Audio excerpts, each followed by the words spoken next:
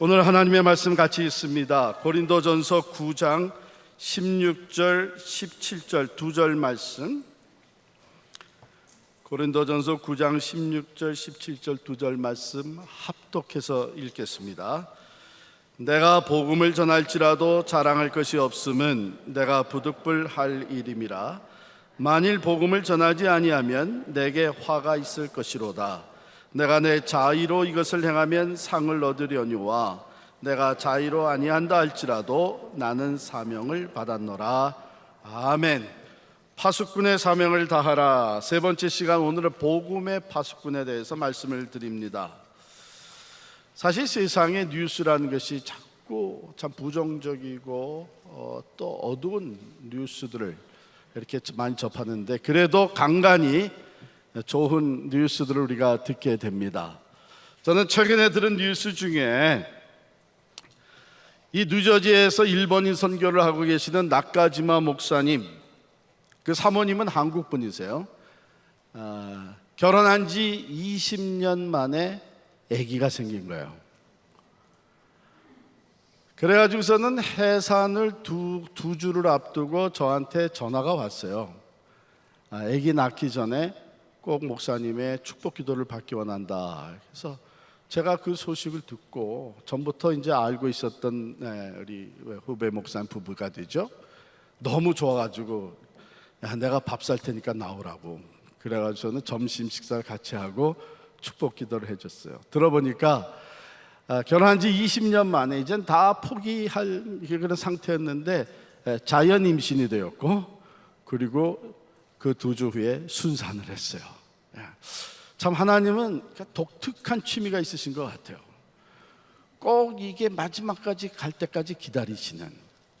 그래서 우리가 포기할 수밖에 없는 상황에 갈 때까지 기다리셨다가 일하시는, 아마 그렇게 함으로 말미암아 이게 우리가 한 것이 아니라 하나님이 하셨다. 하나님 정말 살아계시다. 하나님은 오늘도 우리의 기도를 들으시고 기적도 베푸신다 하는 것을 보여주시기 위함인 것 같아요. 그래서 얼마나 참 기쁜 소식이었는지 모르고, 지금도 그날 함께 만나서 그 소식을 직접 들었을 때 그 기쁨이 아직도 이렇게 가슴에서 이렇게 느껴집니다. 그런데 성경에 보면은 뭐 이런 기쁜 것보다 더 놀라운 기쁨의 이야기가 있습니다. 누가복음 15장에 보면 목자가 양을 100마리를 가지고 있다가 한 마리를 잃어버렸어요. 그래서 그 99마리를 들에 놔두고 잃어버린 한 마리 양을 찾아서 나갑니다. 헤매고 헤매다가 결국은 그 한 마리 잃어버린 양을 찾았어요. 그래서 그 양을 어깨에 메고 너무 좋아서 돌아오면서 이웃 사람들을 초청해서 내가 잃어버린 양을 찾았다 하면서 아주 기쁘게 잔치를 벌입니다. 예수님이 이 이야기를 들려주시고 곧바로 하신 말씀이, 내가 너희에게 이르노니 이와 같이 죄인 한 사람이 회개하면 하늘에서는 회개할 것이 없는 의인 99으로 말미암아 기뻐하는 것보다 더 기뻐하리라. 할렐루야. 이 기쁨은요, 잃어버린 한 영혼이 돌아오는, 하나님께로 돌아오는 이 기쁨은 하늘과 땅이 잇대어서 함께 나누는 충만한 기쁨입니다. 하늘에서 그 기쁨이, 또 이 땅에서 기쁨이 충만한 것이에요. 이러한 기쁨을 가능케 하는 것이 무엇이냐? 이게 복음이에요. 복음. 사도 바울은 오늘 16절 말씀에 내가 복음을 전할지라도 자랑할 것이 없음은, 이렇게 얘기를 하잖아요.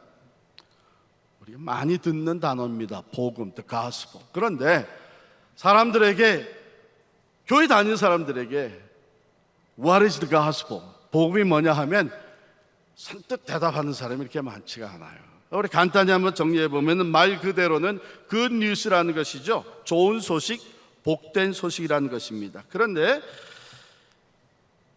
그 복음은 너무도 단순하여 아주 작은 어린아이들마저 그것을 이해할 수 있으며, 또한 그것은 너무도 심오하여 가장 지혜로운 신학자들에 의한 모든 연구들도 그 복음의 부요함을 결코 다 소모시키거나 고갈시키지 못할 것이다.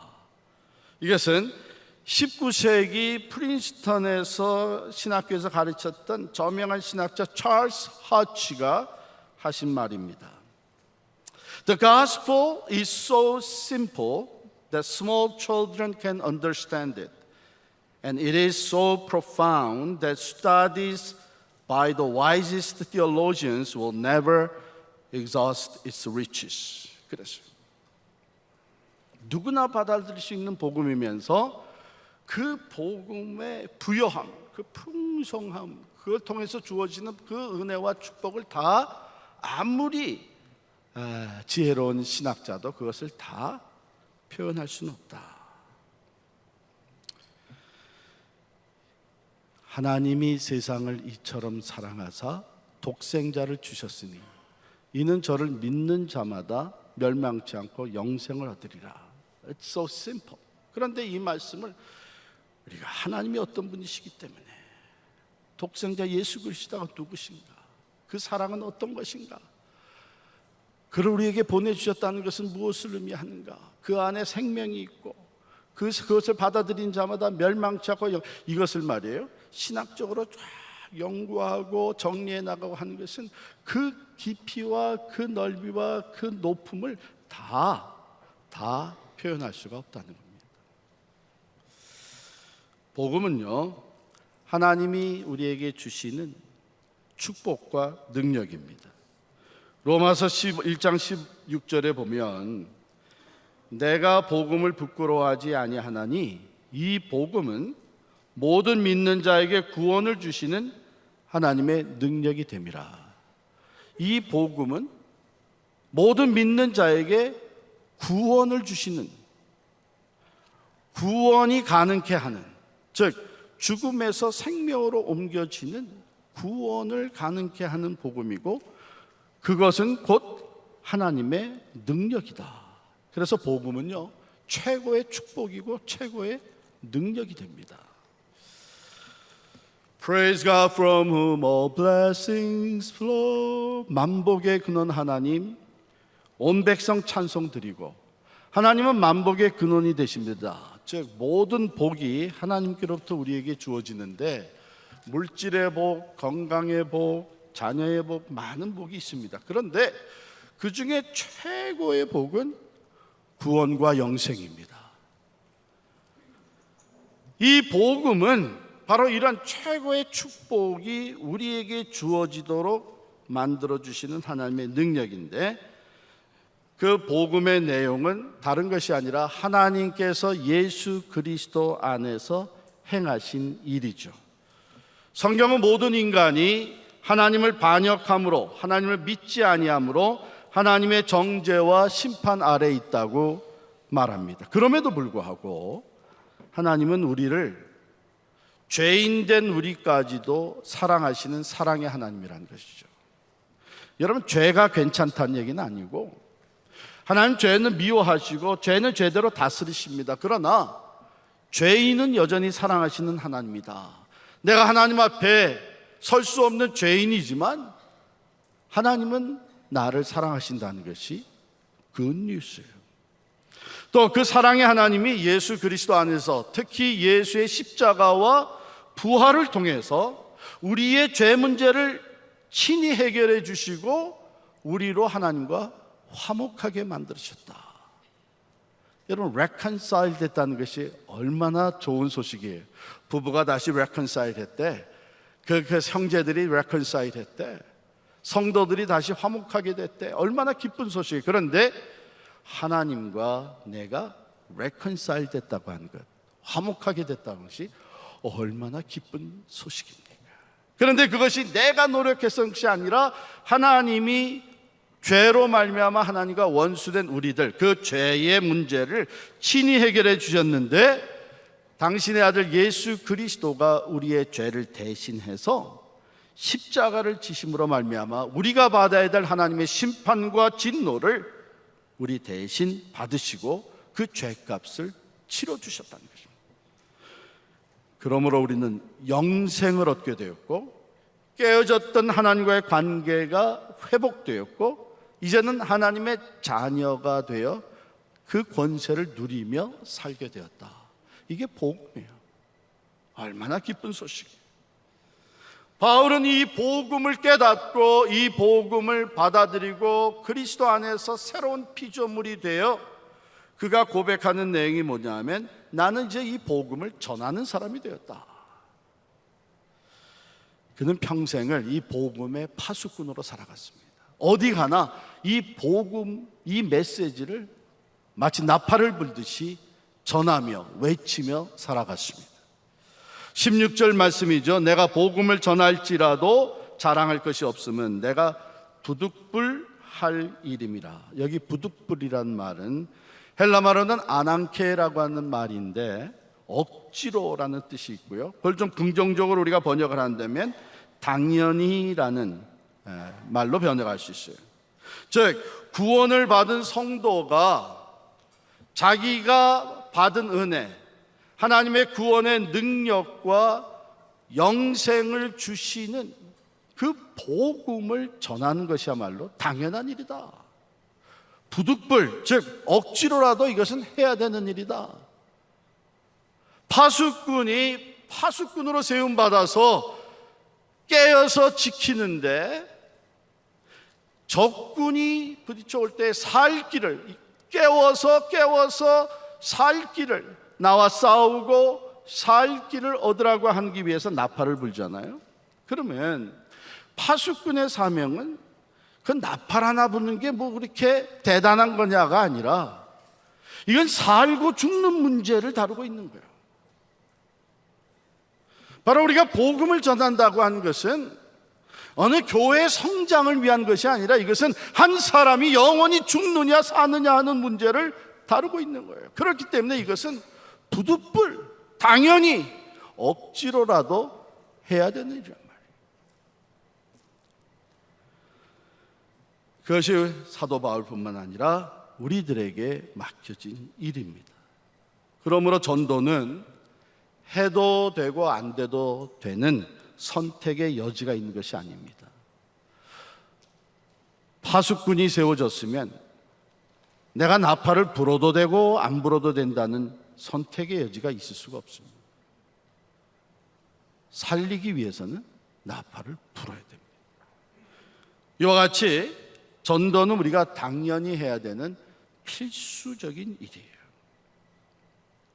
오늘날 우리가 교회에 대해서 많은 얘기를 하잖아요. 한국 교회도 그렇고 미주 교회도 그렇고 교회가 점점 영향력을 잃어가고 뭐 이런 얘기들을 많이 하는데, 여러분 이 모든 문제가 어디에 있는가?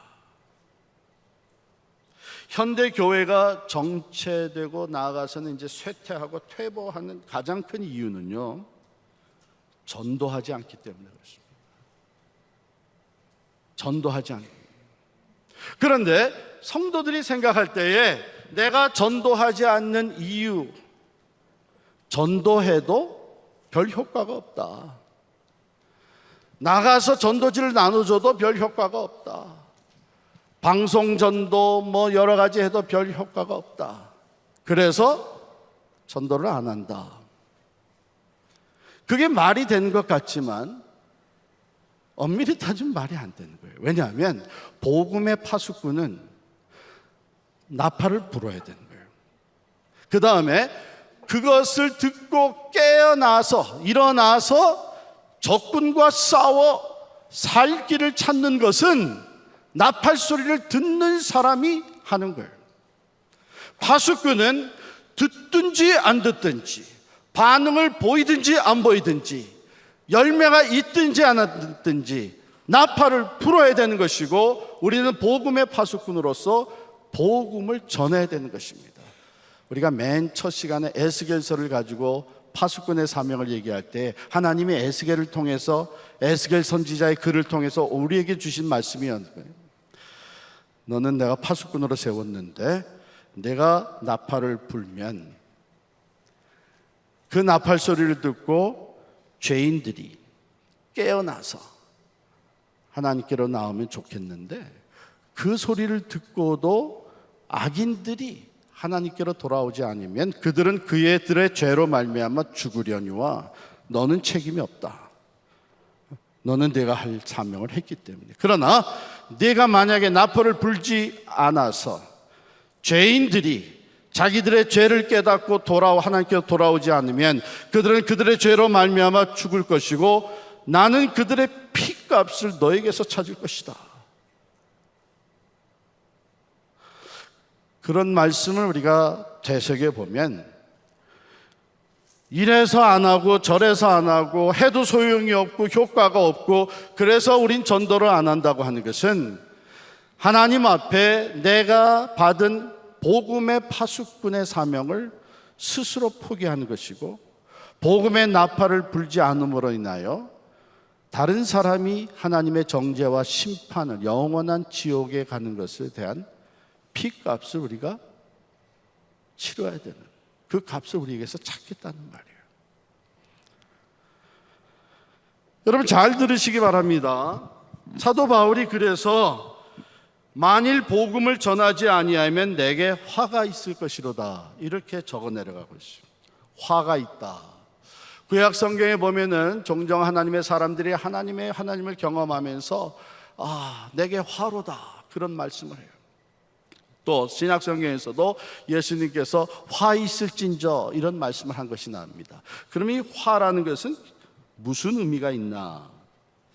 화라는 이 단어는 하나님의 저주를 받아 멸망하고 슬픔과 고통에서 탄식하게 되는 것을 말합니다. 여러분 5달란트 비유 알죠? 5달란트, 2달란트, 1달란트를 맡겨주셨는데 1달란트 받은 사람이 그것을 사용하지 아니하고 땅에 그냥 묻어뒀다가 가지고 왔어요. 그래서 나중에 주인과 어카운팅을 할 때에 주인이 뭐라 그럽니다. 이 악하고 게으른 종아. 그래서 이 종을 쫓아내봅니다. 어두운 데 쫓겨나서 슬피 울며 이를 갈미 있으리라. 바로 그것이 화예요. 우리가 복음의 사명, 즉 전도하지 않으면 내게 화가 있을 것이다. 사도 바울이나 우리나 마찬가지예요. 여러분이 아마 존 스타트 목사님을 아시는 분이 많이 계실 거예요. 왜냐하면 이 복음주의 지도자로서 아주 유명한 분이시죠. 존 스타트 목사님이 쓴 책 중에 Our Guilty Silence라고 하는 책이 있어요. 즉 전도하지 않는 죄란 뜻이죠. 이 스타트 목사님은 전도하지 않는 것을 죄라고 규명을 합니다. 어떤 죄? 마치 살인을 한 것과 같은 죄다. 이렇게 규명을 해요. 왜냐하면 전도하지 않음으로 지옥에 가는 것을 방치하기 때문이라는 얘기입니다. 가령 어떤 사람이 강둑을 걷다가 실수로 미끄러져서 물에 빠졌다고 합시다. 그런데 내가 그 부근을 지나가고 있었어요. 물에 빠진 사람은 살려달라고 비명을 지릅니다. Fortunately, 다행스럽게 거기에 강둑에 긴 장대도 있고 밧줄도 있습니다. 그 장대를 내가 전해주면 그것을 붙잡고 또 아니면 밧줄을 던져주면 그것을 통해서 그 사람은 살아날 수가 있습니다. 그런데 나는 아무것도 하지 않습니다. 비명소리는 더욱 커갑니다. 그러나 나는 아무 관심도 없다는 듯이 그곳을 유유히 지나갑니다. 침묵하고 지나갑니다. 그래서 그 사람은 결국 죽고 맙니다. 그 사람이 죽게 되는 데에 동조한 사람이 된다는 것입니다. 조금만 손을 썼더라면 그 사람이 살 수 있었을 텐데 가만히 있었기에 그 사람이 죽었습니다. 존 스타트 목사님은 이것은 우리가 간접적으로 살인한 것이나 다름이 없다. 전도하지 않는 것은 직접적으로 죄를 짓는 것은 아니라고 할지라도 그것은 그 영혼이 지옥에 감으로 내가 간접 살인죄를 지은 것이나 다름이 없다. 이렇게 얘기를 합니다.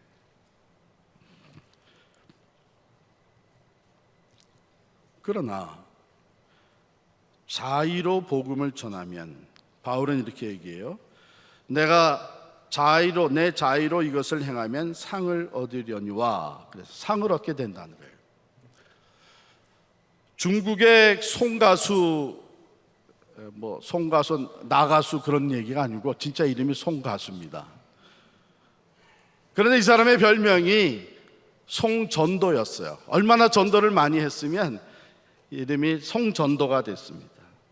수많은 사람들에게 전도를 했던 사람이에요. 그런데 그가 젊은 나이에 자식 어린 삼남매를 남겨놓고 죽었습니다. 그때 많은 사람들이 의심이 생겼어요. 예수 잘 믿고 전도 많이 하던 사람이 왜 저렇게 빨리 죽었는가? 그러나 세월이 지나면서 그 삼남매가 받아 누리는 축복을 보면서 그 의심이 사라졌어요. 맏딸 송경영이라고 하는 분은 중국의 아버지라고 불리우는 손문의 아내가 되었습니다. 아들 송자문은 경제학자로서 중국의 경제장관이 되었습니다. 막내딸 송미령은 장개석 총통의 아내가 되었습니다. 그래서 한때는 이 삼남매가 중국 전체 그 영토를 통치하는 때가 있었습니다. 하나님은요, 전도하는 일을 이렇게 귀하게 보십니다. 많은 사람을 전도하여 구원에 이르게 하는 사람에게 현세와 내세의 큰 복과 상급을 주시겠다고 약속하신 것입니다. 17절이죠. 내가 내 힘으로 이것을 행하면 상을 얻으려니와. 누구든지 자발적으로 기쁘게 복음을 전할 때 하나님이 주시는, 즉 마땅히 받을 분량보다도 훨씬 더 풍성하게 보상해 주시는 상이 따른다는 것입니다. 예수님도 마가복음 10장 29절 30절에 이런 말씀을 하셨어요. 예수께서 가라사대 내가 진실로 너희에게 이르노니 나와 복음을 위하여 집이나 형제 자매나 어미나 아비나 자식이나 전토를 벌인 자는 금세에 있어 집과 형제와 자매와 모친과 자식과 전토를 100배나 받되 핍박을 겸하여 받고 내세의 영생을 받지 못할 자가 없느니라. 즉 복음을 위해서 사는 사람은요, 핍박을 당하고 고통스럽게 살 때가 있지만 하나님께서 100배의 축복과 상급을 주신다는 것입니다. 복음 전도는 그리스도인의 일입니다. 여러분이 우리가 그리스도인으로 살아가면서 어느 순간에라도 내가 그래도 그리스도인인데, 내가 믿는 사람인데, 내가 믿는 사람으로서의 일, 그리스도인의 일을 해야 되지 않겠나 하는 생각이 드는 순간 꼭 기억하시기 바랍니다. 그리스도인의 일의 중심은, 우선순위는 전도입니다. 전도입니다. 왜? 그것을 위해서 우리를 먼저 불러주셨고, 그것을 위해서 우리를 교회로 모이게 하셨고, 그것을 위해서 우리들에게 계속 말씀하시고 성령을 보내주셨기 때문입니다. 사도 바울이 오늘 본문에 말씀하신 것을 우리가 요약하게 되면 우리는 이 전도에 민감하고 성실해야 합니다. 마치 파수꾼이 성실해야 되고 민감해야 되는 것처럼 우리는 절대로 전도하는 일에 무감각해서는 안 됩니다. 복음 전도를 영적인 사명으로, 내게 주어지신 책임으로 받아들여야 합니다. 부득불 하지 아니하면 안 되는 것이 전도입니다. 이 책임을 소홀히 하면 오히려 화를 당하게 됩니다. 전도는 그러나 상을 얻게 되는, 참으로 우리의 생명까지 바쳐가면서 그 상을 얻기 위해서 할 만한 가치가 있는 것이 전도이고 선교입니다. 자, 사도 바울은 그러면 이 복음의 파수꾼의 역할을 감당하기 위해 어떻게 살아갔는가? 오늘 본문 후에 나오는 내용인데 읽지는 않았습니다만은 18절 19절에 보면 그는 스스로 낮아졌어요. 19절입니다. 내가 모든 사람에게서 자유로우나 스스로 모든 사람에게 종이 된 것은 더 많은 사람을 얻고자 함이라. 자유하게 되었습니다. 특별히 예수 그리스도 안에서 자유함을 얻었습니다. 구원을 받았습니다. 그런데 자신의 자유와 권리를 앞세우지 않고 오히려 스스로를 제한시키면서 다른 사람의 종으로 살아가는 거죠. 왜? 내가 섬김으로 인해서 마음 문이 열리기 때문이라는 것이죠. 20절부터 23절에 보면 상대방에게 맞추어주며 살았습니다. 유대인에게는 유대인과 같이, 율법 아래에 있는 자들에게는 율법 아래에 있는 자 같이, 율법 없는 자들, 이방인들에게는 율법 없는 자와 같이, 약한 자들에게는 약한 자와 같이. 우리가 전도를 하면서 선교를 여기는 이래서 안 되고 이런 나와 너무 사회적인 지위가 다르고 뭐 이런저런 이유로 인해서 전도가 안 된다고 생각할 수 있어요. 그러나 다른 사람을 내게 맞추려고 하지 아니하고 사도 바울은 스스로 다른 사람에게 자기를 맞추어 갔습니다. 이게 미셔널 라이프예요.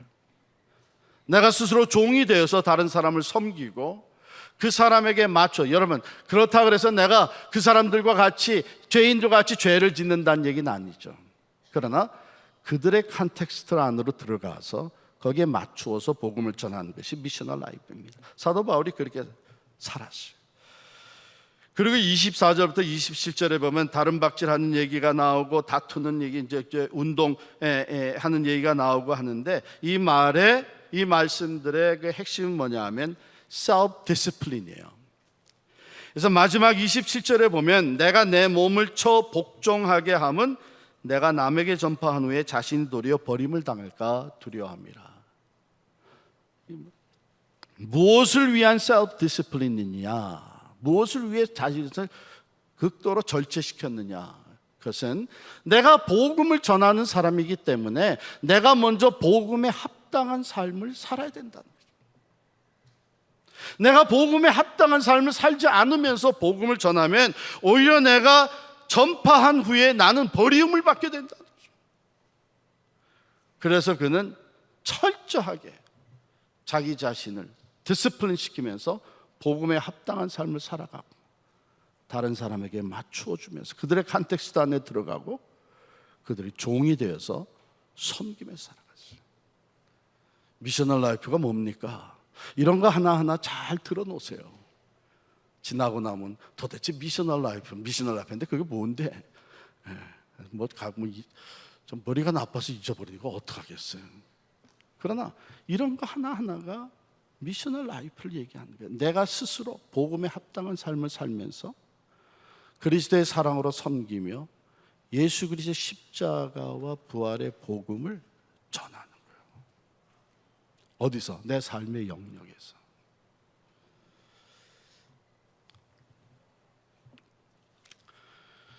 이 세상에 예수 안 믿는 사람들이 얼마나 많은데 우리가 그 사람들을 어떻게 다 책임져?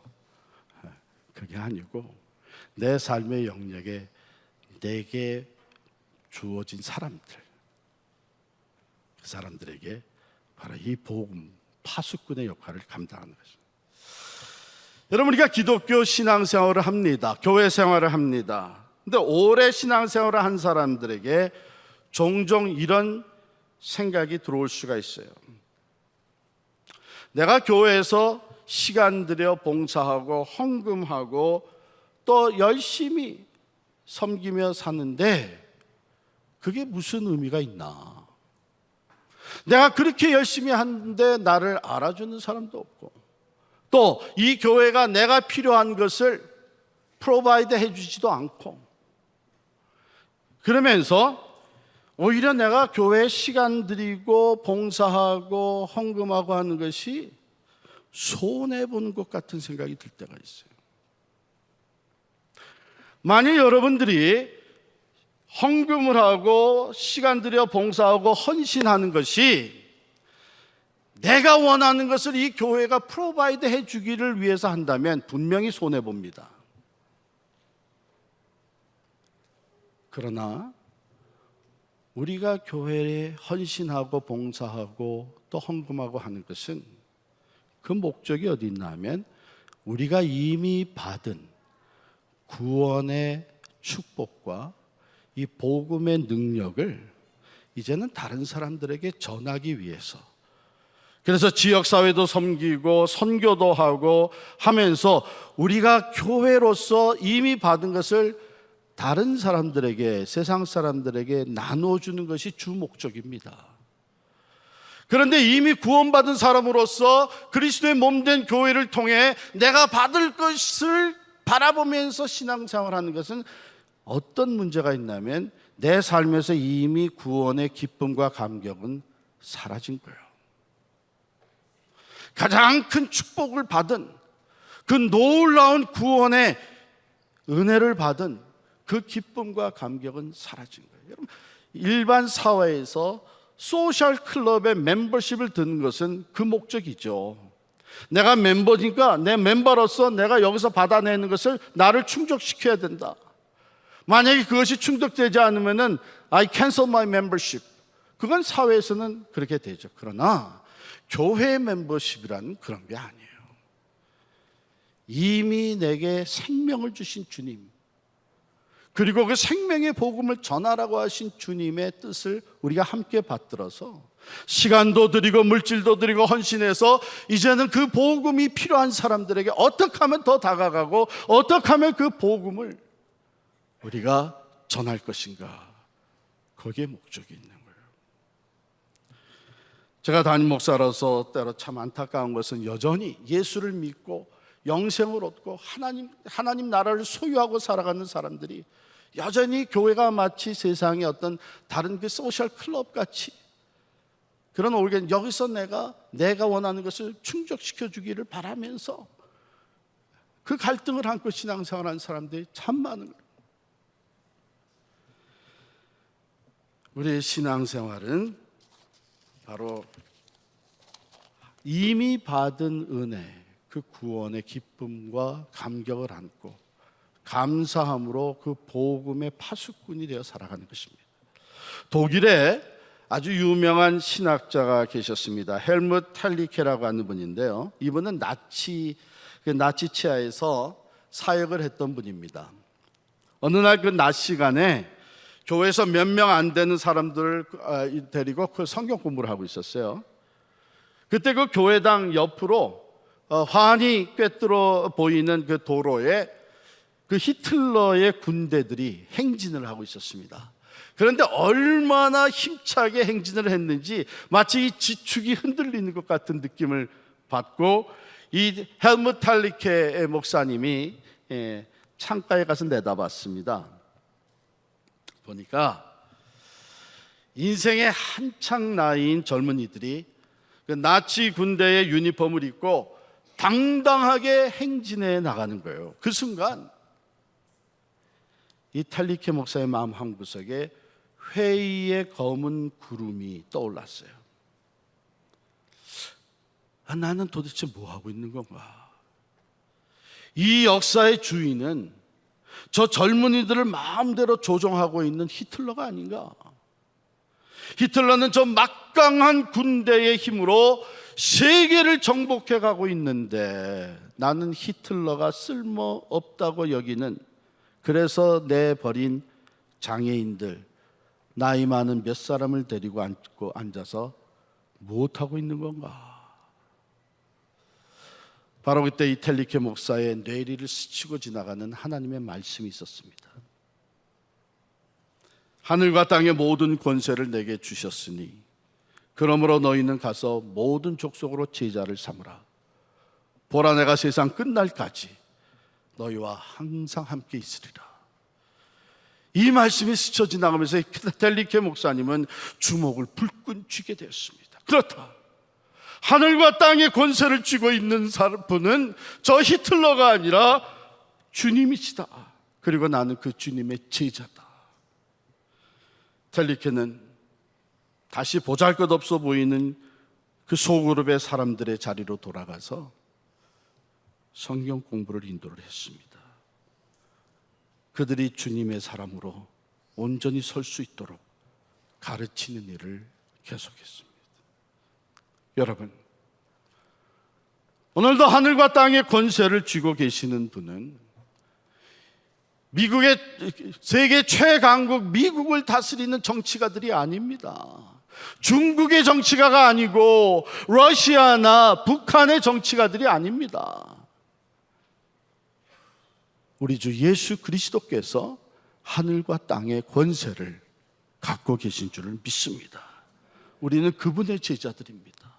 그분이 우리를 먼저 불러주셨고, 그분이 우리에게 들려주시는 복음으로 인해서, 그 복음의 능력으로 인해서 최고의 축복, 구원과 영생을 받았고, 우리뿐만 아니라 누구든지 이 복음을 듣고 믿는 자는 구원을 얻게 되고 하나님의 자녀가 되는 그 능력이 복음에 있으므로 우리는 그 복음을 전하라고 이 시대의 복음의 파수꾼으로 세움받은 사람들입니다.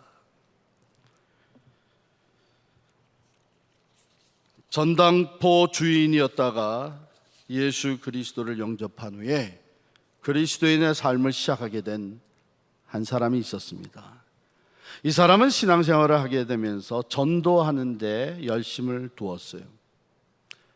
그런데 하루는 길에서 술 취한 사람을 만나 그를 보고 지나가면서 그냥 지나가지 아니하고 전도를 했어요. 아저씨, 예수 믿고 구원 받으세요. 예수님 믿고 지옥 가지 말고 천국 가시라고요. 그래서 이 말을 전하고 스쳐 지나갔는데 아마 이 말을 듣고 그 취객이 정신이 들었는지 쫓아오는 거예요. 쫓아오면서 묻는 말이, 지옥이 정말 있냐? 네. 아, 지옥이 정말 있는 것이야? 아, 지옥이 있다니까요. 그래? 지옥이 정말 있다면 난 너처럼 전도 안 해. 아, 이 말에 큰 충격을 받았어요. 그래가지고 그때부터 자기의 하트를 담아서 열정적으로 전도하며 구제 활동을 펼치기 시작했는데, 그가 바로 살베이션 아미 구세군을 창설한 윌리엄 부스입니다. 그를 통해서 인생에 파산당한 수많은 사람들이 하나님께로 돌아오는 역사가 나타났습니다.